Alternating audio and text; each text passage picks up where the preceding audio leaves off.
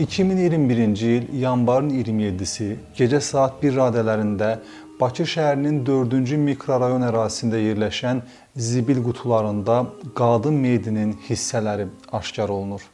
Qadının bədəni təxminən 10-a yaxın hissəyə bölünmüş və hətta sonda burnu, qulaqları kəsilmiş və gözləri çıxarılmışdı.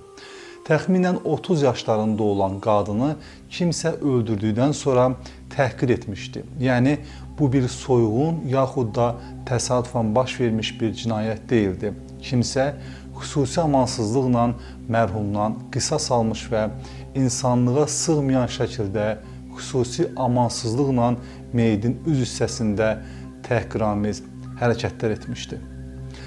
Təxirəsalınmaz istintaq əməliyyat tədbirləri başlanır. Təbii ki, ilk olaraq meyidin kimə məxsus olması dəqiqləşdirilir.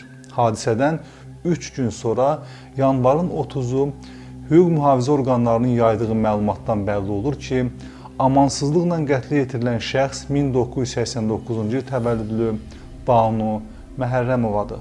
Banu meyidinin zibil qutusuna atıldığı 4-cü mikrorayonda yox, Rəsulzadə qəsəbəsində qətlə yetirilib. Bəs gənc qadını kim, niyə qətlə yetirsin? Həm də qətlə yetiriləndən sonra qadının burnu kəsilsin, gözləri çıxarılsın. Hərçənd ilk şübhəli şəxs olan onun həyat yoldaşı da Kanadadadır.